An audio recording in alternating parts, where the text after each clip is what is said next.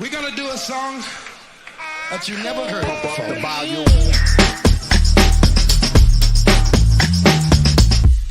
Here they come and get wicked.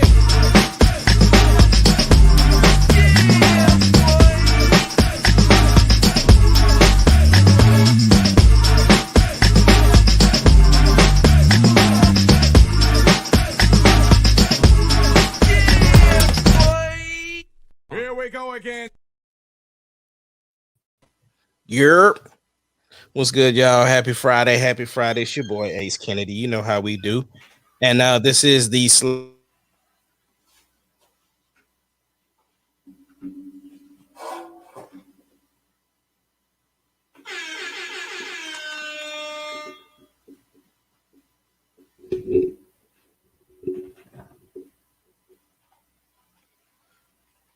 Yo, I don't know if you've known this the whole time though, but you've been on mute since we went live, bro. Nah, I didn't know that.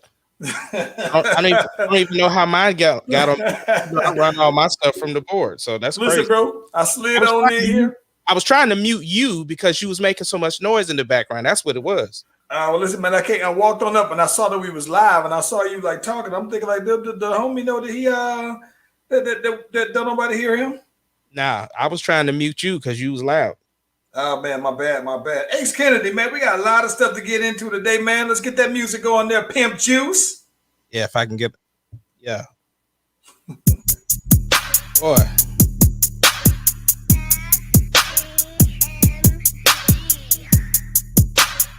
Luckily, nobody was watching at the time anyway. It doesn't matter what your name is. Slash Brothers Podcast, the greatest podcast of all time. The Slash Brothers Podcast, the greatest podcast. Can you dig it, sucker?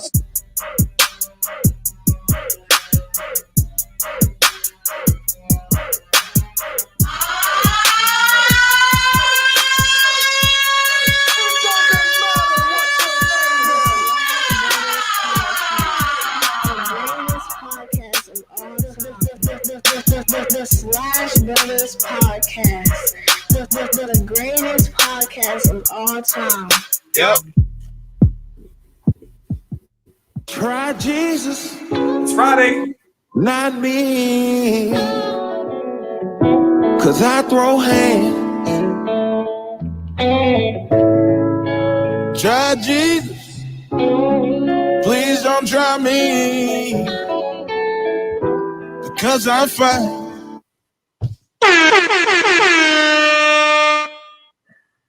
Ace Kennedy, my brother from another mother. What's happening, bro? It's good with you, broski. Doc, it seemed like since Tuesday, man, so much has happened in just 3 days, though, bro. I was just like, whoa. Yeah, that's how content happened, bro. Content, guys, blessed us this time, and we got so much to talk about. Like, I mean, we might not be able to spend a whole lot of time on a bunch of stuff because we got so much to talk about. Listen, man, give it to me, man. Best thing you've seen all week. Two things. So 2 things for me for this week. One is Sarah got her hair recolored and she got it straightened and she's wearing her glasses. So that's like my thing. That's a thing. I love the glasses, bro. I love it. And then she snuck the hair in on me because she had it, she had the wrap. And so then later on, I came out and I just seen that junk was flowing through. She was like, "You see, I got my hair." I was like, I said, I see you. She's like, "Yeah, Debbie got me right. She got me right." I was like, "All right, whatever." But no, for real, that was dope. That was a nice surprise. But the other dope thing for me this week, bro, my shirts came in. Bro, I cannot wait to I already sent out like people who had the orders from outside of Oklahoma City. Yeah. But so I'm happy about that. But just everybody else, I can't wait to give it to them on Sunday, bro. I just can't wait to see everybody in the shirts. Sarah's shirt though came out dope, bro. She changed the game, bro. She got the AKA colors there, huh? Bro, and it's the pink that's got the little sparkle joints on it. Okay. Extra custom, bro. It go hard, bro. So yeah, I'm excited. That's dope. Now that's dope. What about you, bro? So this week, man, So I think that probably easily for me, man, today was oh my God. So let me tell you, man. So it's funny because this week is the last week of Landon's summertime enrichment, right? Yeah. So it's like summer, not summer school, but kind of like summer Like school, prep, right? It's prep. yeah, it's like prep basically, though, right? I don't think that they do any official grades. Let me tell you one thing that's interesting about that, though, right? So what is very interesting about that? I said, hey man, who was your like you got teachers and everything like that. And these are, I believe these may be potential teachers that they would have when the school year starts around. I said, yeah, who's your favorite, teacher so far? He was like, hey, my teacher is Mr. Haynes, right? I said, okay, well, what's up with him? He was like, nah, he's real cool, whatever. And he said he's a younger guy. And I was like, yeah, well, what is he, what's up with him? And he says, he's a black guy, young black guy. I thought about that. I've never had a black teacher, a male teacher in my entire life, right? I had one black teacher in 9th grade. And then she ended up having to leave school for that particular year or whatever for the rest of the year. But I was just like, yo, I had to sit there and think about it. I was like, yo, that's a first. So that's one thing that really like, I was like, yeah, that's refreshing to see that, what I'm saying, that my son was like, yeah, I got this young black teacher. He's pretty cool, whatever.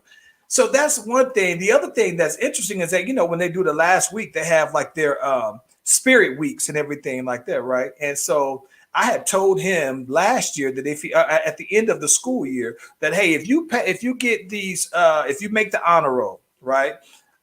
Because he made the decision to want to go to school in person from going from home, going to school from home.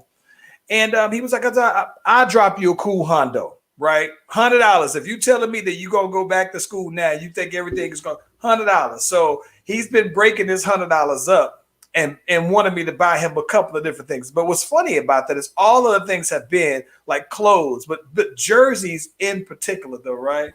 So it's funny because he ended up, he wound up getting this Kobe jersey, and it was fire. When he showed me it, I thought it was dope. So I thought that was it was fire. The little Kobe jersey that had the 8 in the front, 24 on the back.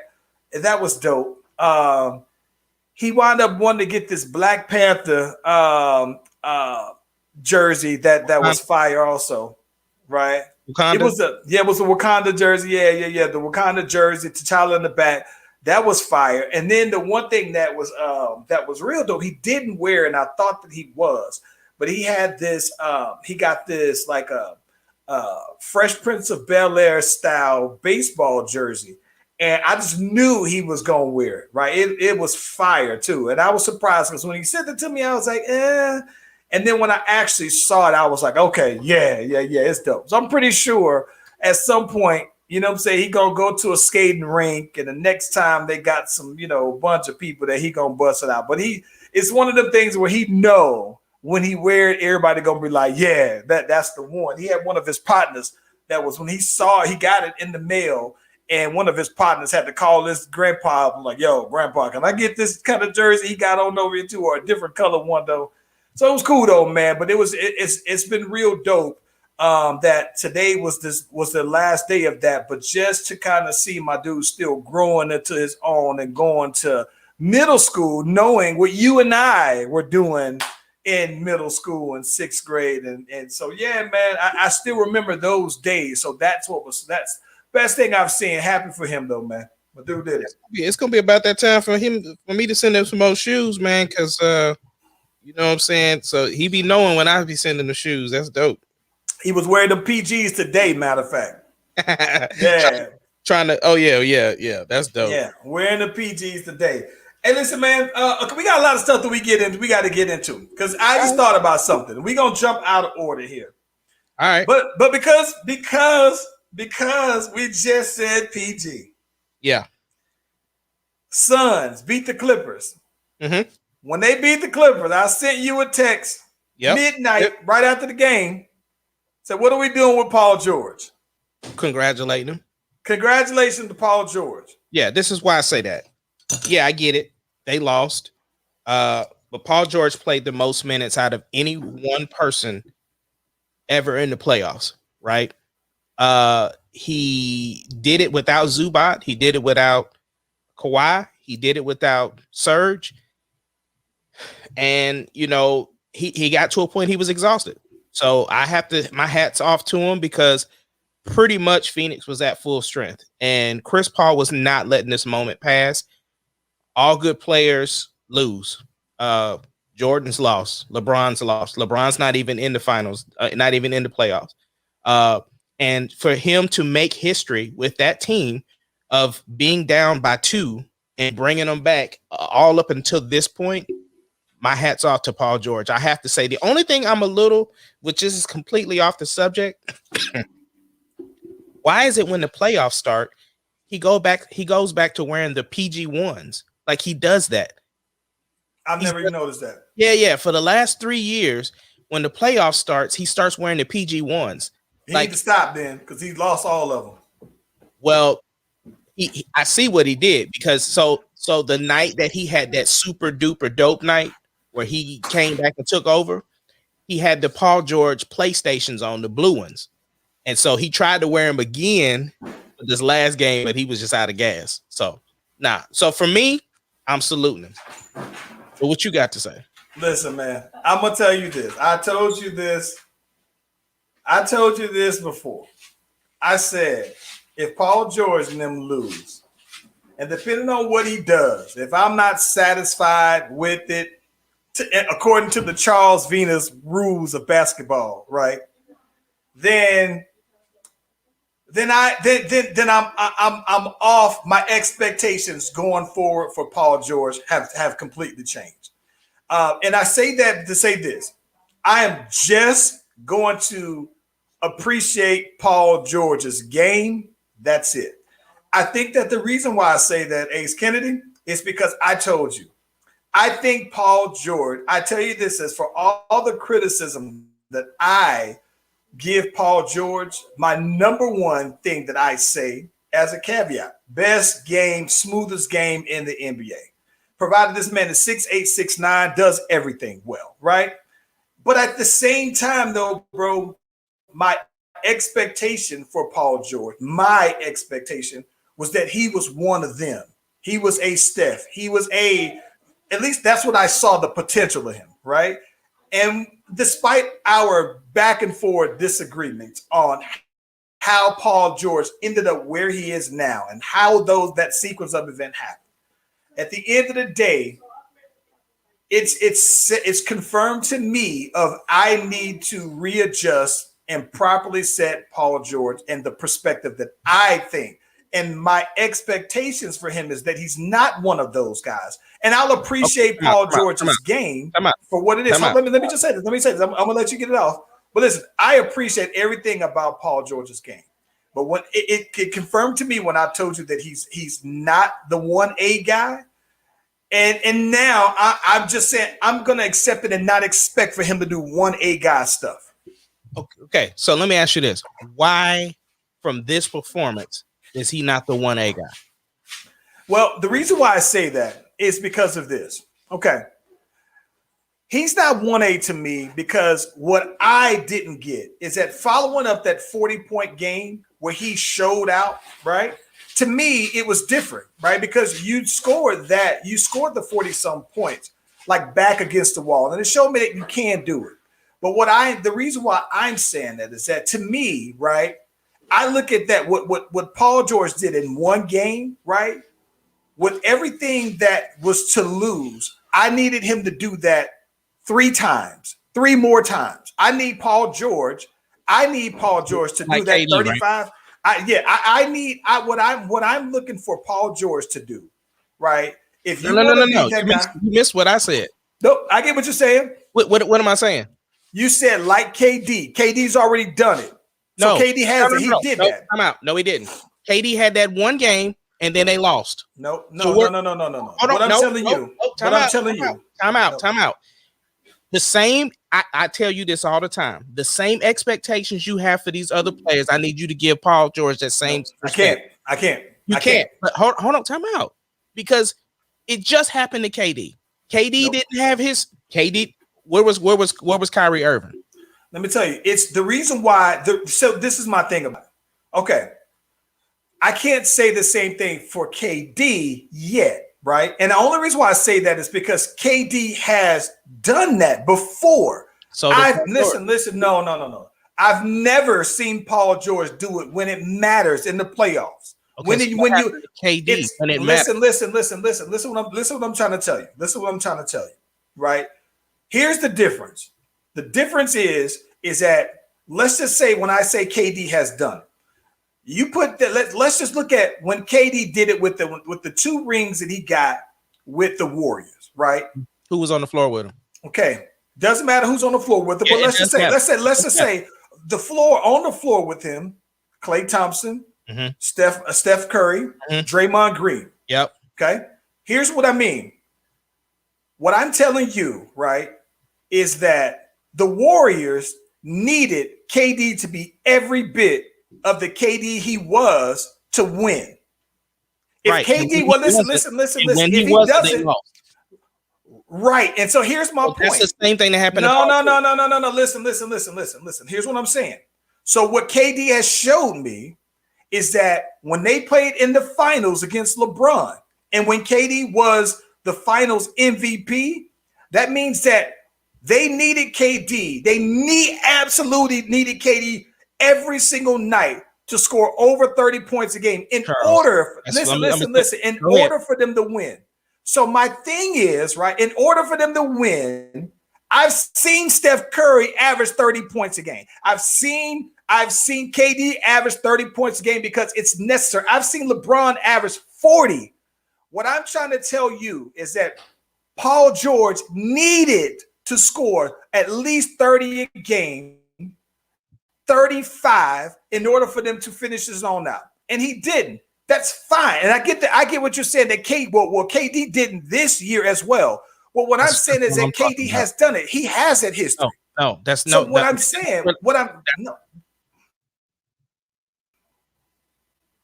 You're comparing KD saying, all right, well, KD's people was hurt and KD didn't win when his people were hurt. I'm saying to you that KD, the reason why I don't look at those two in the same merit, because KD's already had his rings. KD is a made man by playoff standards. You can run from this. You can run from this all you want to, but the facts are still the same.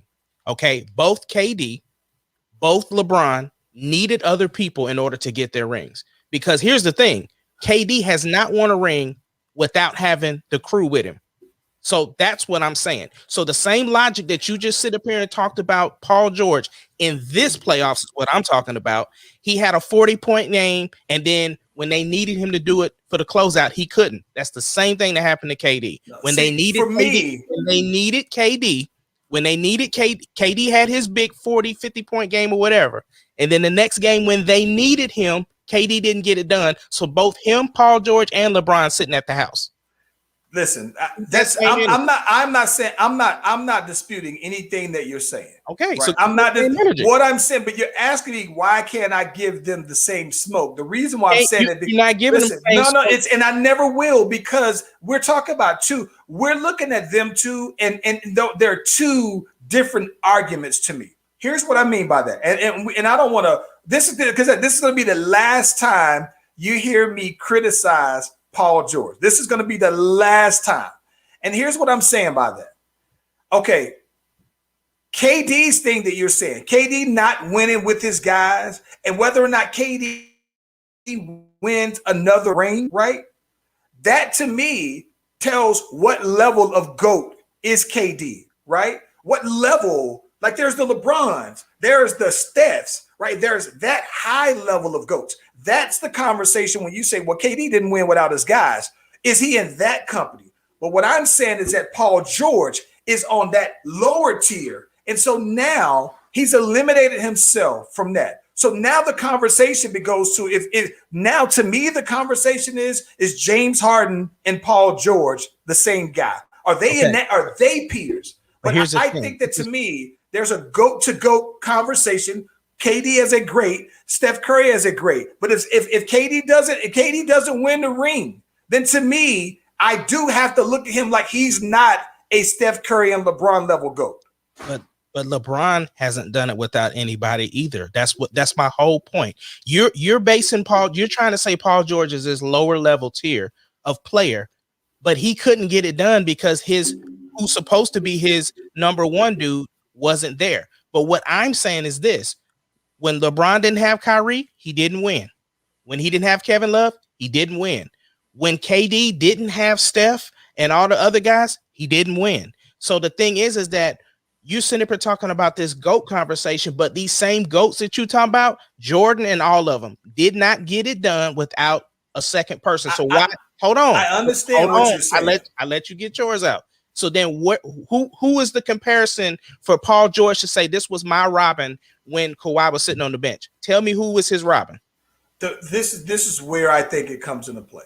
Because when Kawhi was on the bench, Reggie Jackson stepped his game up. All the other players stepped their game up. And while it's not as quite the equivalent to Kawhi, right? What Kawhi would have contributed, all of their numbers stepped up, right? And so the point is that if he's the 1A, if he's the guy, right?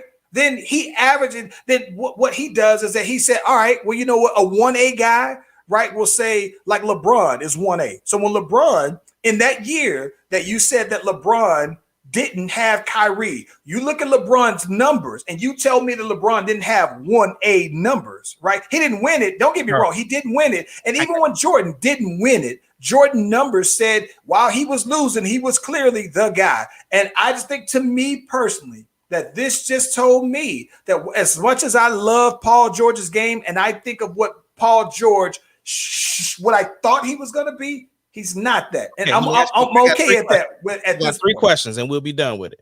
Question one: if Kawhi was the one that was in the game while Paul George was hurt, would they have beat the Suns? If Kawhi Leonard wasn't hurt and Paul George was hurt, I think the Clippers could have beat them still. Yes, okay. I do think the Clippers could have beat them. That's question one. Question two. So what happened to LeBron this year when Anthony Davis wasn't there? LeBron was also hurt. Huh? Say what? LeBron was also injured. Okay, so question three. What happened to KD when his squad this year wasn't with him? Right. KD seemed lost. Flat out. KD doesn't have any excuse. He lost flat out. But KD's a made man already. In that sense, he's a made man with to me because he's a listen, he's a made man in terms of accomplishments. And I thought, right, I look at KD as a number one. When has KD won without a crew? When has LeBron won without a crew? When has Jordan won? See, this is my thing. I get what you're saying. You can't see. This is the thing about it. The reason why it's hard for you to say that with KD, right, is because ever since KD's been in the league, aside from his first 2 years or whatever, when he had that time with the Thunder, it was homegrown talent, right?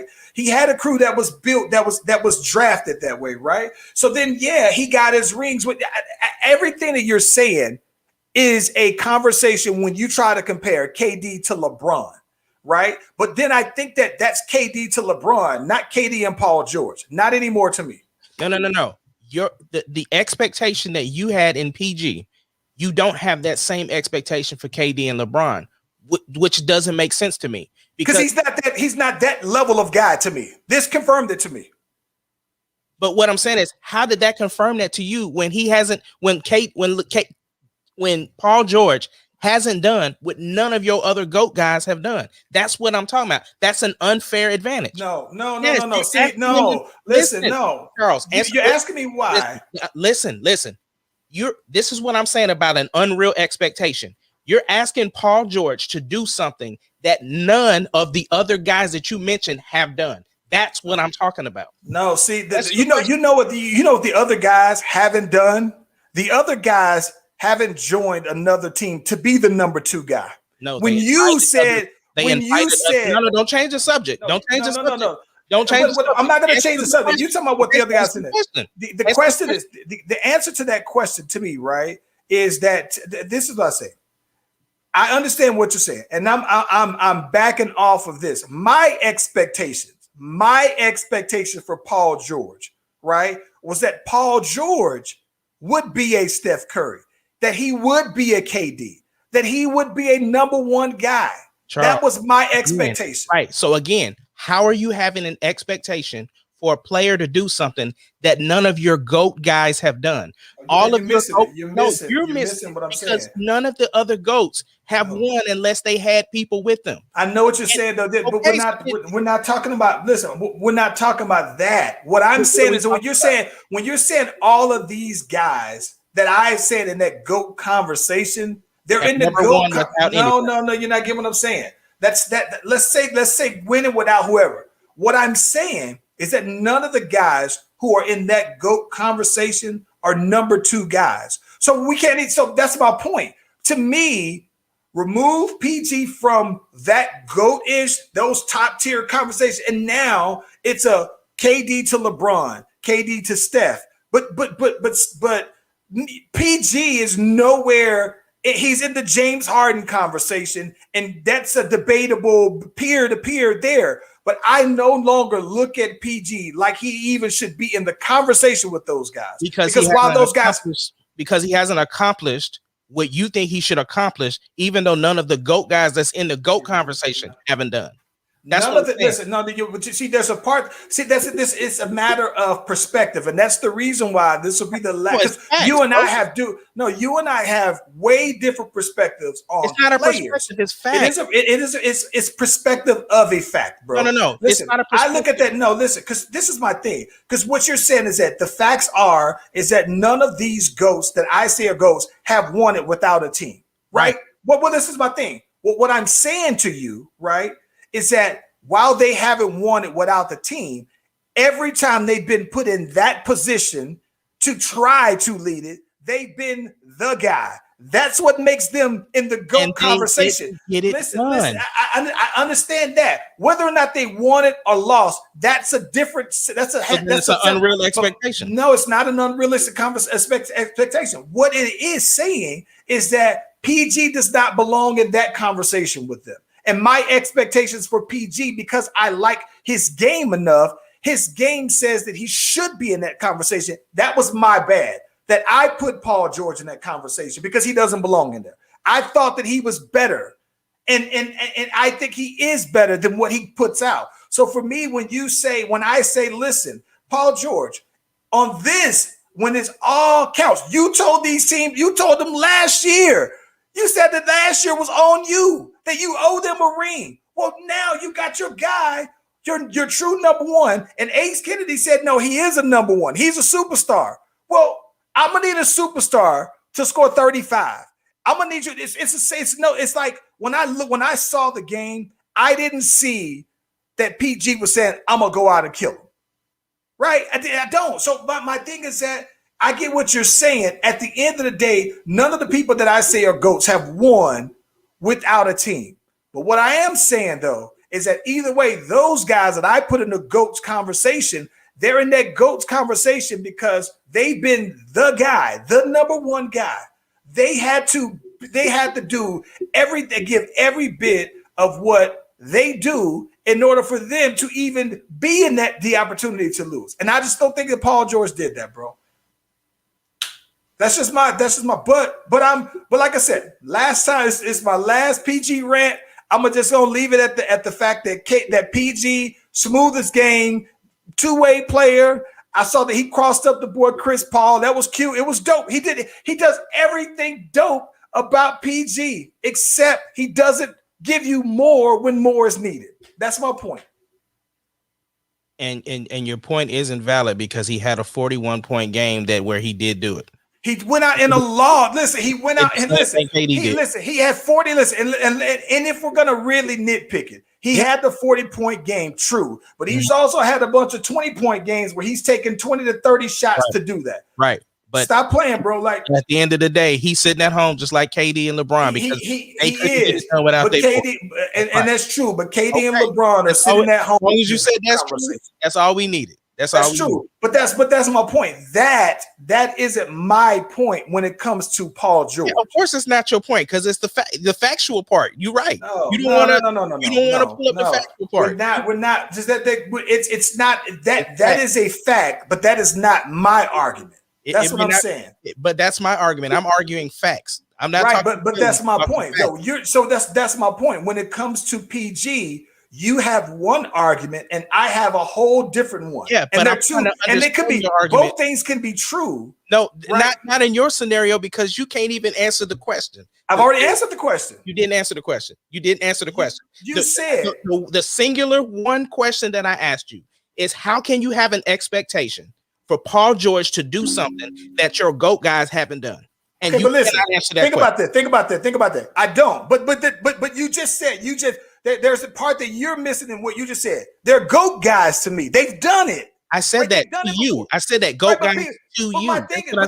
But that is where I think that there's the disconnect in that argument is because PG is not a GOAT guy. So I'm right.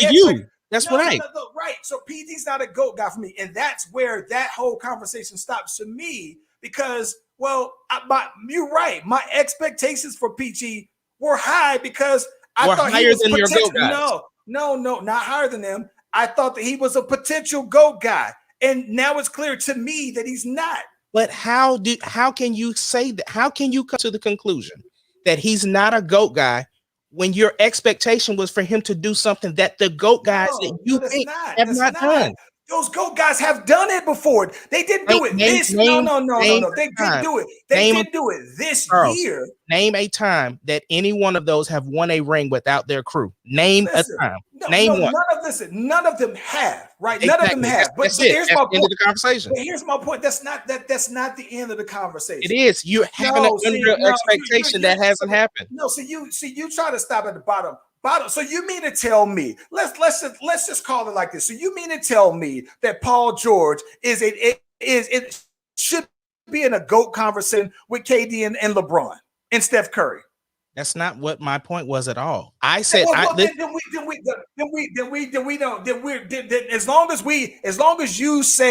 long as your answer isn't yes to that. Then I think we don't have no. That's the thing. Of course, you don't want to talk about it because you can't answer the question. We don't have to talk about it because I know you can't answer the question. So we don't have to talk about it. Nobody in the history of the NBA has ever won a championship without a crew. Right. So, nobody in the history. Paul George to do but at the same time, you expected Paul George to do. No. That's what I'm talking about. I expected.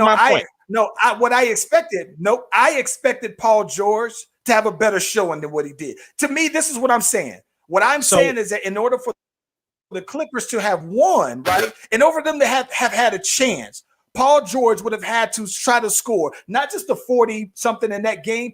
Paul George would have to go Super Saiyan and go next level and play out of his mind for an entire series, and he didn't. Right. Doesn't matter if he loses. Let's just say, even if he lost. Let's say, even if he lost and he didn't win. If he didn't win, what I'm saying is that I need to see him lose his mind and go next level, and he didn't.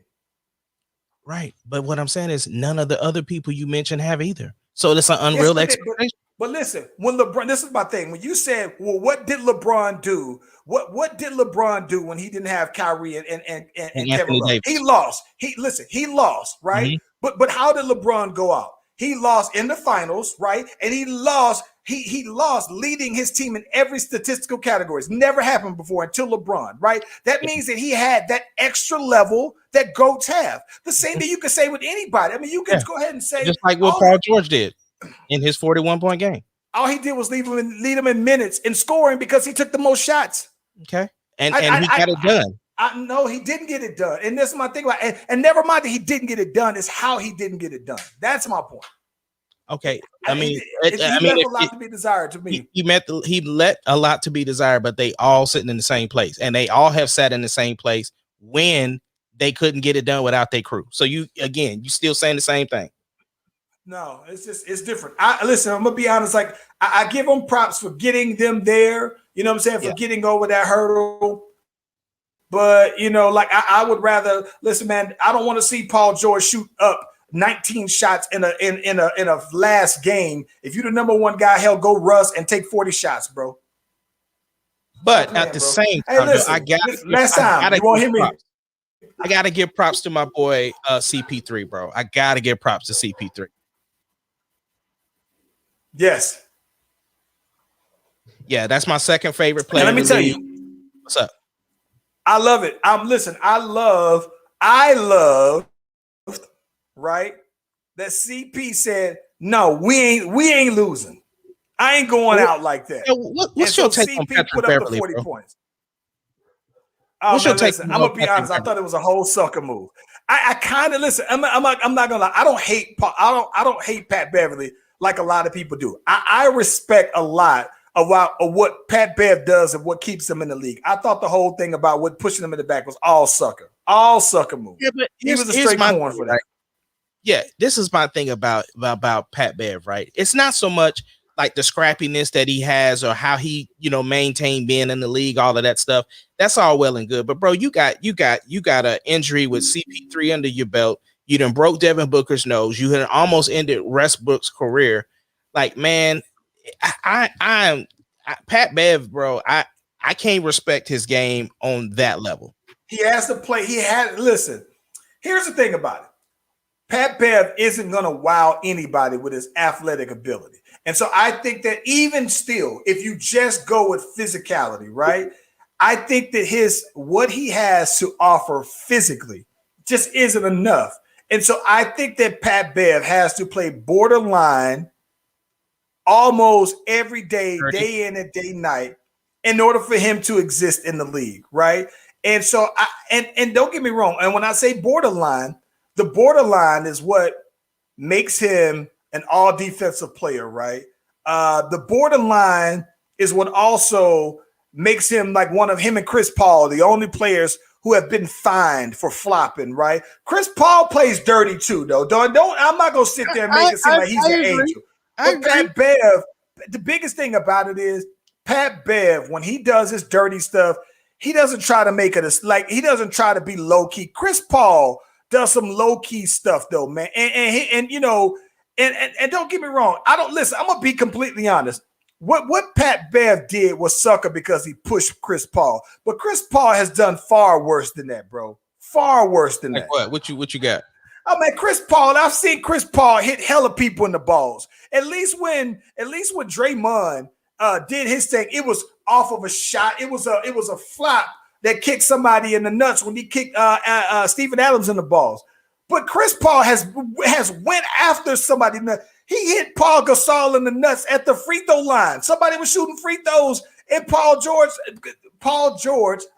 Chris Paul on the box out swipes down and hits him in the nuts, and he does that regularly, bro. It's no coincidence that Rondo swung at him, right? It's like he does stuff like that, and to that point.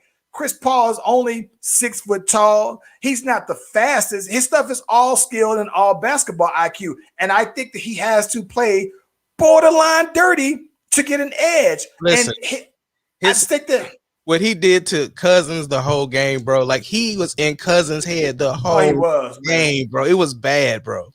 It was like you could just see Cousins just wanted to hit him so bad, bro. Chris Paul, listen, I got to be honest. I would imagine that if you did a poll and you said, tell me the 5 guys in the NBA that you would want to punch in the face if you ever had a free swing, I would guarantee you that Chris Paul would make top 3 every single time. Him, Draymond, and Pat Bev would be on there. I'm going to be honest. I think the 5 people who would be on that list, Chris Paul, Rondo, and this is a crazy all point guard, Pat Bev, I don't know if not Rondo as much. Chris Paul, Pat Bev, Draymond Green. I think Boogie Cousins, and I think you could put either one of the Morris twins.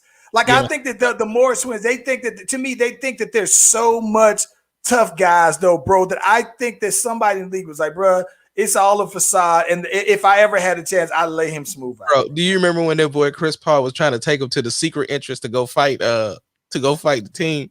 Oh my God. Yes. So I don't know, man. I don't know. I don't know, bro. And here's the thing. I don't know that people, and shout out to Brittany Rowe in the comments. I don't know that people, Joel Embiid might be up there. I think that Russ, I wouldn't say Russ because I think that people just respect Russ's energy and effort, though. But Chris Paul is borderline dirty. He you know what it is? Pat Beverly just embraces it, right? That I don't mind being the villain if that's what it takes for my team to win. And Chris Paul tries to be the nice guy, do the State Farm commercials, and he tries to be real low key with the same kind of dirty stuff, though, man. So I don't know, but I am happy for CP3 and the fact that 16 years at being in the league and he finally gets to a final. I think that was epic. I thought that it was hilarious that them boys did almost like a parade to get to the finals. And I laughed because of what Chris Paul wasn't out there trying to dap nobody up. He was like, bro, after I already got this COVID, after having COVID, he was like, nah, man, I'm not dapping nobody up though, bro. So I don't know, man, but not a huge difference to me between how Chris Paul plays and how Pat Bev plays. It's just Chris Paul just has more offense. He seems to be more likable to the average fan, though, bro. But Chris Paul is borderline dirty also, though, bro. Yeah, I do. I do at least respect Pat Bev for apologizing, even though, like I said, I don't know. I thought his apology was. I thought it was a half-ass. I thought that it was all a joke. It was It was like a backhanded apology, bro. Yeah, because he could have called him, and it didn't have to be public, even though like you pushed him in public. So apologize in public. Let me ask you this. Let me switch topic on this one here too, man, because I didn't have this one we didn't have this one listed on the docket, but I wanted to get your opinion. Let's just switch the topic here because you done burned up 20 minutes, had me going in on Paul George, and I ain't going on him no more. That's it. Hey, we had to give a good finale for the PG. I'm done with the PG talk. Yeah. Yo, what up, Tisha checking in? Shout out to the boy Courtney checking in. The good folks at Future Cinema as well. Yeah. Listen, bro, what are we doing? What are we doing with the girl Sha'Carri Richardson, though, man? Like, she tested positive for marijuana. Now she's suspended for a month, which means that technically speaking, she would be able to run in the relays. Yeah. We ain't doing that. What do you think about that, though, bro? I don't think, bro, the thing is this. Just like for me, right? I work in a federal job. So there are certain things I can't do, period. Despite the fact that Oklahoma has weed dispensaries everywhere. Every other building. When you drive around Oklahoma City, it's weed everywhere, right? Yeah.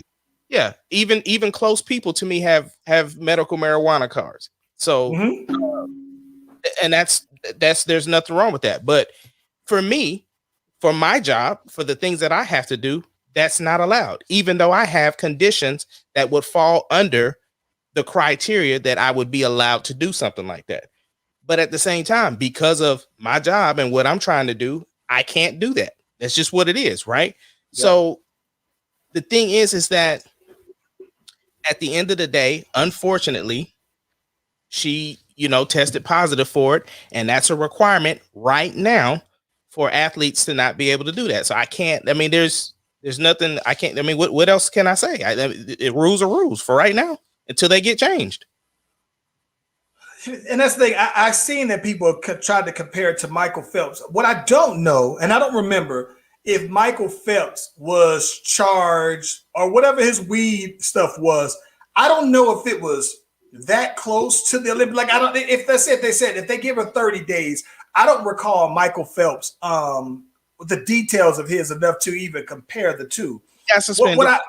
He did. I remember. I thought he got suspended. I don't know how long or whatever. But here's my thing, though, bro. I guess I'm less sympathetic to me when it comes to marijuana because I'm one who's never smoked weed. Right. I'm one who's never been high before, and that goes all the way back to like high school. Like I remember, like they used to almost like scare you that UIL rules you'd always be subject for drug testing, and not that I've ever wanted to.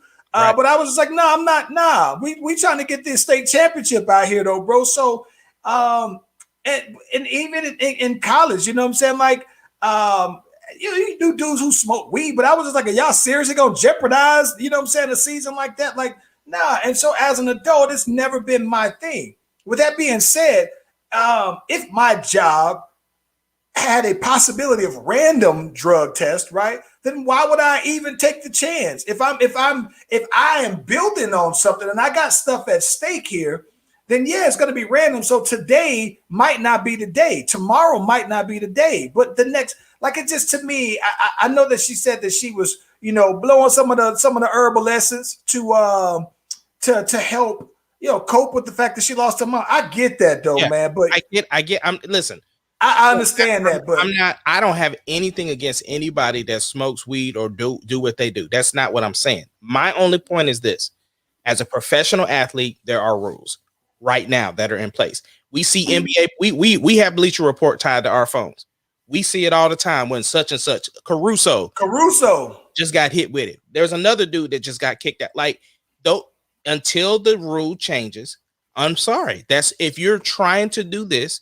You have to abide by the rules. Period. And I get that people will try to say that, all right, well, where she lives, it is legal, right? I get that people say that there are health benefits to smoking weed. I understand all of that. Right. But if they're saying with all of those things to be true about marijuana, to be an Olympic athlete, that is not allowed. And she's been gunning for this whole life, right? Then that's something that I'm assuming that she's aware of, right? So I do feel terrible for her that she will likely not be able to run the race that she wants to. I would hope that, she would be able to, go to the Olympics. But I got to be completely honest with you though, bro. If they said, nah, we ain't getting her, we ain't putting her down at all. It's like, I only have so much empathy. If those are the rules and that, bro, then I just, if you want to chance it, then there you go. Those are the consequences. So I don't know, man. Like I do feel sorry for her that, that her mom passed and that now you kind of got this double-edged sword because now you also in coping with your mom passing that you also jeopardized your chance to win. And that's the thing of it. It's hard. It's 4 years, right? So, but here's the thing. Like, I know people are saying, oh, well, she did it because she's coping, da-da-da-da-da. But you can't tell me this is her first time doing it. No, I don't think so. Bro. So that's what I'm saying. Like, and Brittany Rowe, I appreciate in the comments. She said, my thing is that other sports get fined because those are the rules for those other sports. But if those before you would get fined for those, you would have suspensions. Hence, what's the old boy who was kicked out the league for like 3 years because he just always was failed the drug test, though, man. And now he's trying to get reinstated. There was a dude who played. I thought it was Michael. He originally played for the Browns. What's my dude, man? No, he from Texas. Matter of fact, though, man. Josh something, yeah. But you know what I'm talking about. But yeah, Josh Gordon. But he was cold. He put out his story. Yeah, he's trying to get reinstated now. But I'm thinking like, well, yeah, I understand that those are the rules now, but those weren't the rules back then. The NBA has become even more relaxed about that, though, man, because, there were times where you would get suspended for almost a quarter of the season for something like that. Josh Gordon is who we're talking about. But I don't know, man. I only feel a certain level of sympathy for that one. And maybe it's because I'm not a smoker, so I understand the health benefits of it and everything like that. But I just think that as that athlete, and how strenuous the testing requirements are for it, I have a short amount, but I do feel terrible for her that this was that lifetime dream, basically, though, man. Yeah, bro. What we doing about Bill Cosby? Oh my gosh. Okay. Okay. Here we go. Bill Cosby, right? This is interesting. This is one of those things where you see, maybe this is just me, Ace, but I've always seen, and I don't want to make this like a racial thing, but let's talk about this.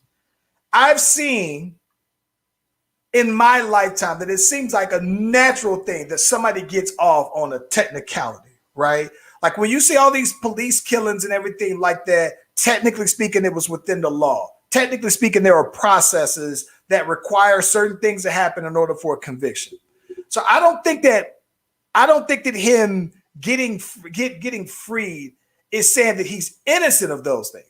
I honestly believe that he did everything. And if you've ever read Beverly Johnson's account of her experience, right? I don't know if she ever testified, but she did an interview where she gave her recollection of a time that she went to a hotel with Bill Cosby to do a reading for maybe a movie for the Cosby Show or something like that.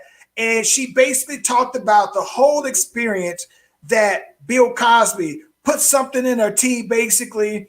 And, you know, when I'm reading this story, Doc, I'm getting chills because it seems so very real to where she's saying she's spazzing out and her head spinning and she's chasing Bill Cosby out this hotel trying to tell security that he put something in the drink like that. Like he's not suing these people for telling these stories, right? So I don't think that they're lying.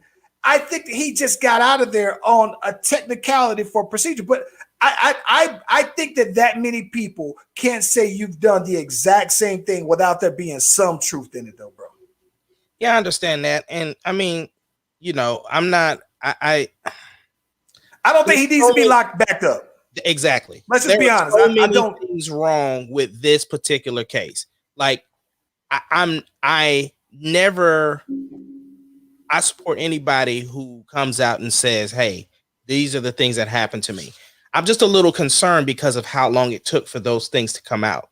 Then on top of that, if he did whatever legal thing that was supposed to keep him out of jail and they still put him in jail, that's wrong. So at the end of the day, he shouldn't be in jail from the technicality. That's what really, it is. Bro, I'm going to be honest. If this was my daughter getting drugged, that man would be dead. Right. That's different. I'm not going to get us canceled on that one. Yeah. But listen, I understand, but that's a whole different story. Here's the problem that I have with that, right? So the way I understood this is that they had an agreement in place. There was some kind of plea deal, right, before the conviction. And from my understanding, they basically came back falling from the pressures of the outside to try to go ahead and get him locked up. Right. Now, I don't know what the plea deal was, but they had an agreement. I don't know if it was an admission of guilt, if it was a fine, or if he was going to do time or whatever. So despite them already having a plea deal, they basically came back and still tried to. So it was almost like he may have admitted it, right? And as part of that plea deal. And then they said, well, you know what? We already know that you did some kind of level of admission. Let's go ahead and steal. So it's like they kind of went behind him. So I think from that regard, that's the double jab. That's the technicality. So I'm thinking like, listen, if you want to go ahead and convict them the first time around and go hard, go as hard as you need to, but don't come to some kind of agreement on a plea deal and then go and say, now we're going to renege on that and then try to do something else going forward. That's my problem, though. Brittany, I understand your frustration. I don't think that I don't think that he is innocent, not one bit. But at the same time, I think that if you're going to convict them, then convict them the right way. That's all I'm saying. 100%. And that's kind of where I'm at. Like at the end of the day, you know, the legal system, it is what it is. And he did whatever he needed to do legally from that aspect. And I mean, at the end of the day, he's so guilty in the court of public opinion, nobody's going to mess with him anyway. So I'm just saying. I'm not going to lie. I feel kind of biased because every time I look at Bill Cosby, I still see Heath Hustable, right? I see that, and he is my favorite TV dad of all time to me, though, man. Like, so I do feel some level of bias. Like, well, you really gonna lock up Dr. Huxtable, seriously, man. But at the same time, I do understand if it's my family, holding court in the street is what you really gonna have to worry about. Ace Kennedy. What's Let me up? switch topics. I don't have my segue button here. No, go ahead. Do you keep up with Tabitha Brown? No. So you don't know who Tabitha Brown is? No. Okay. Listen. Okay, so Neek had been telling me about Tabitha Brown for maybe a year now. So Tabitha Brown, I think that she's been like kind of the way that she when I heard her conversation, I think that she's been trying to come. I know who Tabitha Brown is. Sarah's the one that told me about Tabitha Brown. Yes, I listen. Okay. So so that was always the thing that Nick would always tell me, that she was something like that's your business, right? That was her thing. But she's so wholesome, bro. She is so graceful though, bro. And so so this was funny. I was like late getting on the Tabitha, because I heard, and I was, but I just did. But and I started like kind of following her, and I was like, she seems so graceful. She seems like the black TikTok mom, like she is the grandmama of TikTok for black people, though, bro. I absolutely love her, though, bro. Yeah, because she's the one that named her hair some name. She got her hair. Yeah. So I absolutely love her, and she is an influencer. And what I think is dope about it is that she hasn't been on social media very long, and the way that I understand, and the way I understand it is that her niece or somebody like that put her on to and she just organically, boom, did a thing, start to go, right? Well, she's been married for quite some time. Her husband, she said, was a police officer, I believe, in LA, right? And what's crazy about that is that she said she kind of sounds like Tabitha Brown sounds like she kind of got that Southern Louisiana, almost sounds like a good, she don't, what I love about her is it sounds Cajun, but she don't sound like Birdman, like a lot of girls from New Orleans, I think, sound like Birdman to me, though. You know what I'm talking about? Got that real New Orleans drawl. They sound like Birdman. So Tabitha Brown husband recently, they had he retired from the police force, right?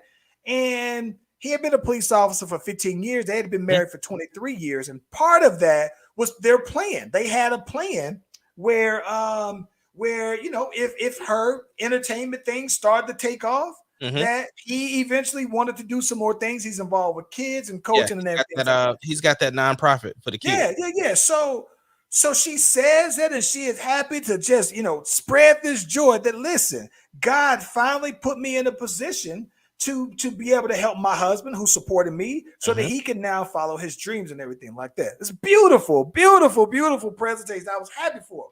Right. Then I see Wendy Williams, right? Wendy Williams is talking about this, and she's explaining this. And Wendy Williams, naturally, right, is saying, no, I'd have been down that path before. This is about to be a disaster.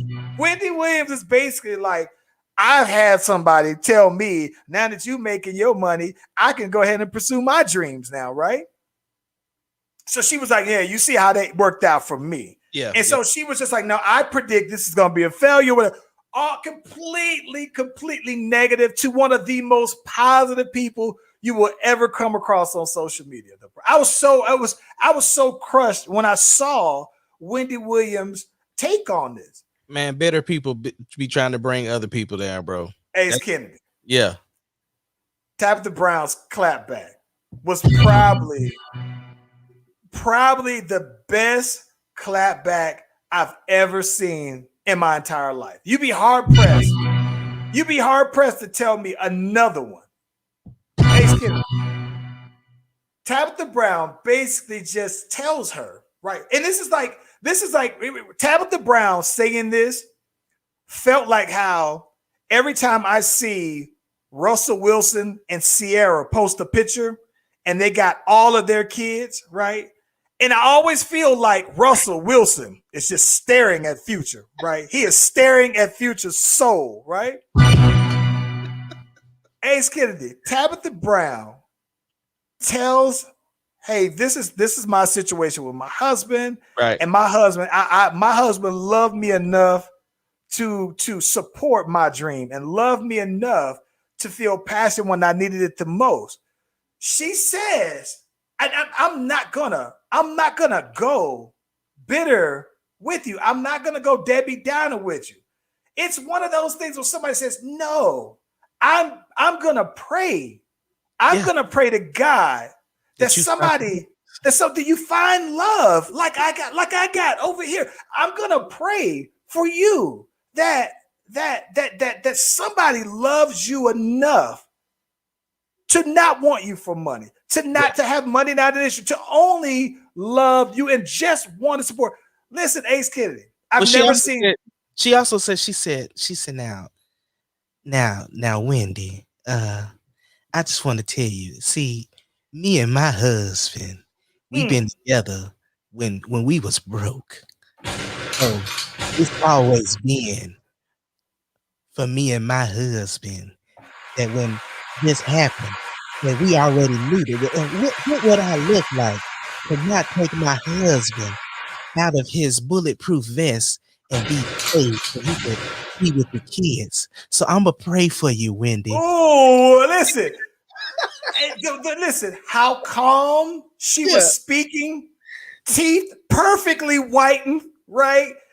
Listen, skin is glowing like a pregnant woman, and she is just so calm and just smiling the entire time, to where when you talk about somebody that says, I don't have time for that kind of energy, but since you called for me, right? I'm gonna pray to my God that you get to experience what I like. She almost felt like, I feel bad for you that you feel that way, and it felt genuine, authentic. It didn't feel like she was trying to flex on her though, bro. I said, yo, man, it just, Doc, it was absolutely beautiful. It was the best clapback that you will ever find, though, bro. But you know, the even greater part of it is because Wendy has an audience that I'm sure Tabitha Brown doesn't have, right? Sure. She just introduced them to her. Oh, absolutely. Yeah. And got read 2 times on Sundays in front of her, ultimately to her people. Right? I'm just like, bruh, amazing. Now listen, so Segway King, this comes about because, she is very big on social media, TikToks and everything like that. Dog, these black TikTokers have been boycotting. No more. Now listen, that was the theme. This was the theme of our when we was going. They kept trying to get me to do the Giveon dance, right? Because I kept telling them about it. Just like the day that I met you, you said it'd be forever. It's cold outside. Like when you under my light, right? So all these people are doing this. When you walk down my line, and they do it. It's cold outside. They do it. It's fine. Listen, one of my favorite TikTok dance routines. I'm trying to learn it so I can bust it on out. And so listen, but the black TikTokers have been boycotting because TikTok has this algorithm, but also this hands-on to where these black TikTokers are doing these cool things, and it's not getting the attention and the love and the spotlight until some of these white influencers like Madison Rae and like the Charlie D'Amelio and all these other people, Charlie D'Amelio and her sister Dixie, until they get up there. So they're like, nah, we're going to go ahead and boycott it then, though, man. We ain't giving y'all these. So there's been no new challenges, and there's all these cool new songs out there that nobody are doing it because none of the black people said, no, we ain't getting that though, bro. That's crazy. But we have power. The problem is this is the only thing, and this is what Charlemagne kind of talks about all the time, is we have to have our own something. Like we don't have that platform that's gonna, like, yes, it would be interesting if like all black people was like, nah, we just gonna boycott TikTok altogether, right? But the problem is we need an us platform to be able to Black Planet, where you at? Yeah, we need to bring it back. We need to bring back Black Planet. Listen, but part of that, right? Part of that was that, there was there was this dance. There was the first big TikTok dance that I remember was this dance that this girl did to K Camp. And she was killing it, right? And it was a dope routine, but she had to really almost like prove or keep pushing that I'm the originator of this, right? But it wasn't until to some of the bigger name peoples who almost like took the credit for it, right? So I was blown away. But now though, bro, I am curious to see that if you're boycotting TikTok though, and if you're a content creator, is it that now you just move that content over to, let's say, Reels, like, and you're doing that on Instagram to where you're just not posting that directly to TikTok? I would be curious to know, as a huge fan of TikTok, and that's what I'm saying. That's what I'm talking about. Like, there has to be a next step. Like, we need something for curators to be able to put short form applications there. We need something for that. You know what I'm saying? Because there are so many, like you said, Instagram would be the next thing, because like you said, they have the reels. So I think that's the way to go, man. The boy said, hey, they be like, it's cold outside. Like, when you walk down my line, look, I got Layla and Carly taking it all the way back, bro. They making me up a TikTok dance for Icebox. Hey, some boy said, they say, I get like this every time. It's cold. Listen, I love it. Listen, and this was funny. I've gone through the rabbit hole, right, of TikTok. I'm saying, how many times have people done the Give You a Dance challenge? And then what are the different ways? So people do it a little different to get their own thing to it. It's incredible. I got it like 80% down. The part that I keep messing up on is it's just the second step of it. It's like, just like the day that I met you, I get that. You said it be forever, and I mess up that part every time, though, bro. Ain't we still doing our TikTok that we talk? Yeah, we got to do the side by side. Yeah. You ain't got to say. Yeah. Well, listen, but I am curious though, man. But I absolutely love TikTok. It is very much created for people like me, though, bro. Oh yeah, old people. It's definitely created for old people. Oh my God. It's just you just keep going. You just lost. Just keep on going, though, man. And that's the thing about it. My mama on TikTok now, and she's one of the people who on TikTok. She's not there to post. She's just there to view. She's a viewer. Yeah, she's just a viewer. I think it's I love it. I never was on Musicality like that, or all the other ones. I wasn't on Vine, but TikTok is it, though, man. It's perfect for me, though, man. Yes, sir. Listen, I got to ask you this, though, man, before we get on out of here. Big monumental thing here is that these NCAA players can while they're not getting paid by the schools, right, directly, they now can sign endorsement deals and also get paid for their likeness. This is huge, though, bro. Yeah, it is, and I'm happy for them. If not, they were going to lose a lot of people to the G League, bro. Well, let's talk about that, right? Okay, so the G League now can offer you a max contract. There was a dude who was a junior in high school. I don't think he even finished. He even got a senior, and he signed a $2 million deal, I believe, to the G League. And you've seen the more and more often that the G League is an option. Here's what I'm kind of thinking, though, right? Let's just say that aside. If you can sign endorsements, let's take it back. Let's say you go back and let's say Candace Parker, right? When she was at Tennessee, and some of these other girls, Brittany Griner, right? If you can sign endorsement deals, right? Don't that raises the price of everything now? Because you think about it. If you're a female basketball player, you sign an endorsement. Like, what stops you from being able to sign directly with Nike right then and there? But then if your contract, the WNBA only has a handful of max contract players, and that's only somewhere like $700,000 a year. So I think that it for some sports, it's more of an incentive to stay in college. But I think also it puts some pressure on some of those other leagues like the WNBA. Like, maybe y'all gonna have to start paying chicks more. 100%. And I think that, we have to look at the college makes so much money off of these players. Like, you think if Zion was able to get endorsements when he was playing, you know what I'm saying? All of these talented players, even as much as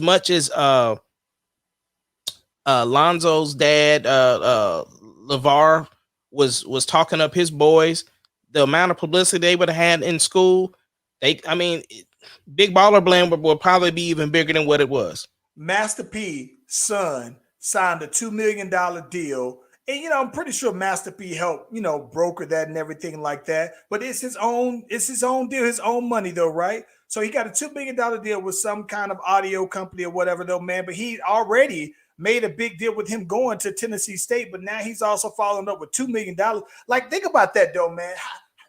I'm telling you, like I saw like all throughout on I was on Twitter because it just randomly got a notification, and you see all these players that are signing deals, and all these players now are looking at themselves like they're individual brands now, right? Mm-hmm. They're getting logos out here and all this other stuff. Though I'm thinking like, bro, like I think it's a good thing.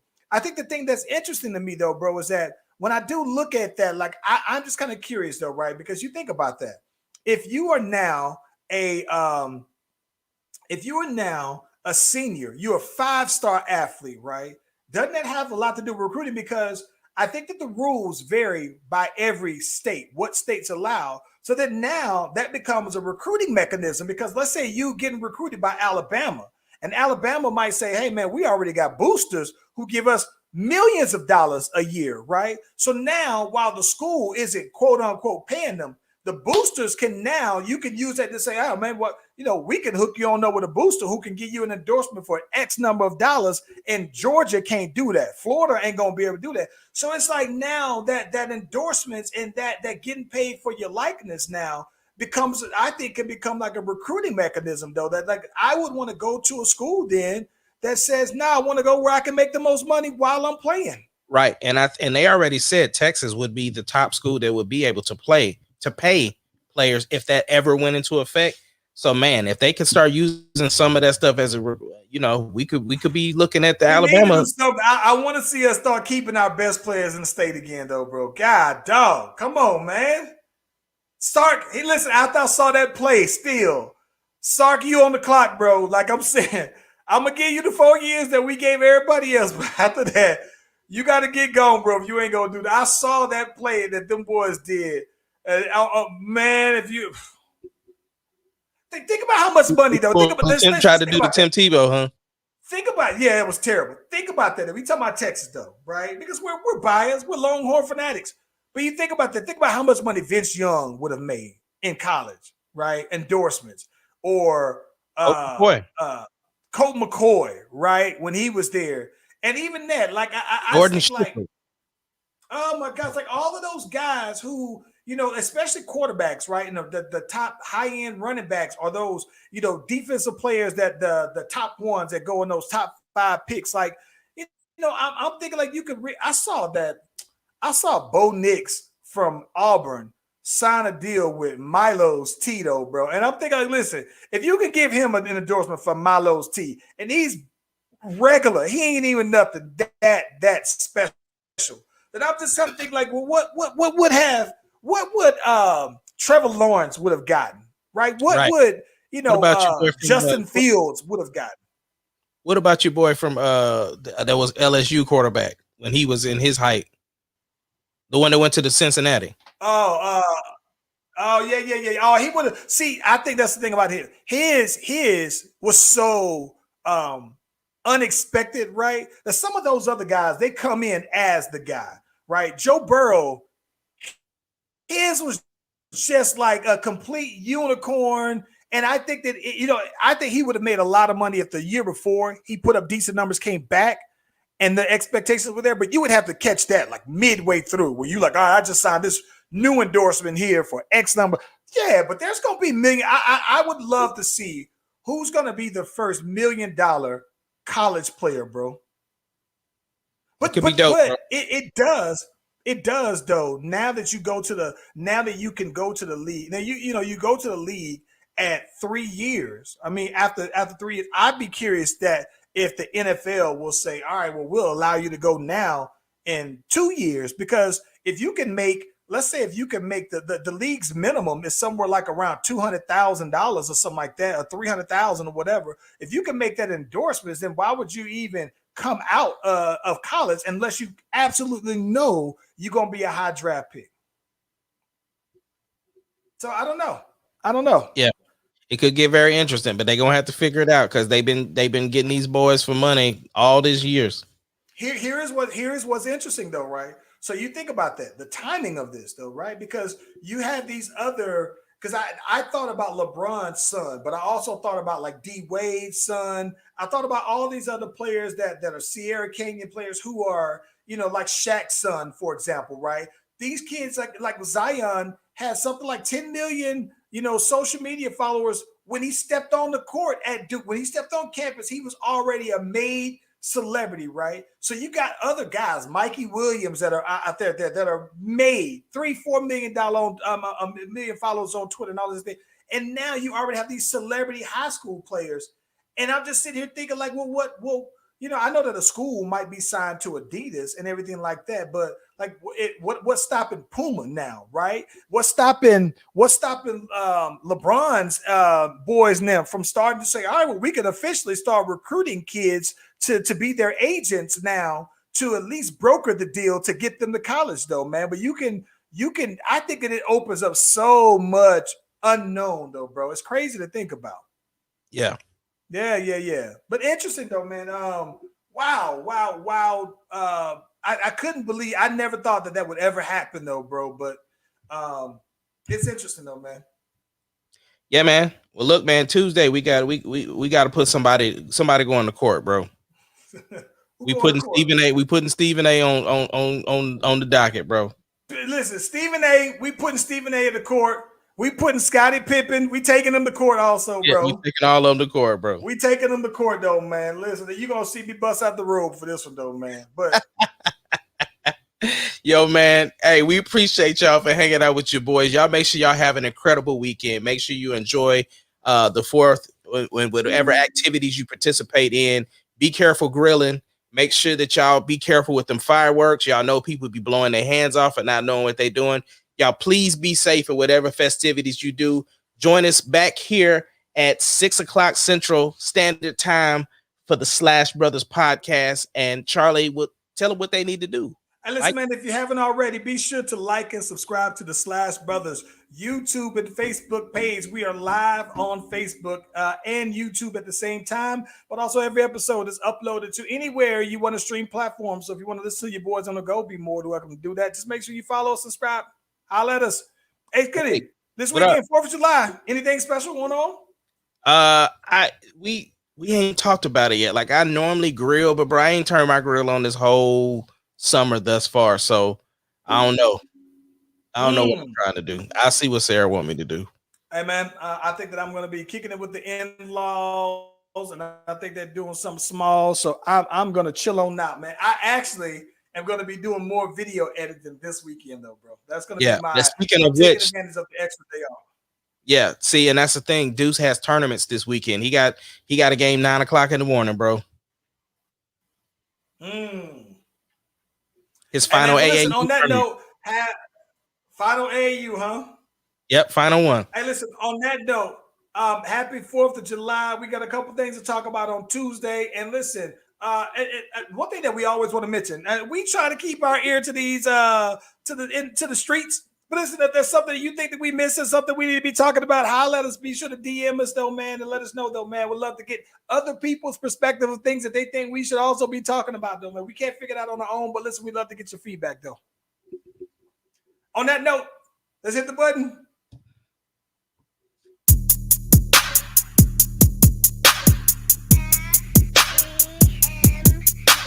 Go, Brittany Rowe. Second audition. It doesn't matter what your name The is. Slash Brothers Podcast, the greatest podcast of all time. The Slash Brothers Podcast, the greatest podcast. If you of all time. smell what the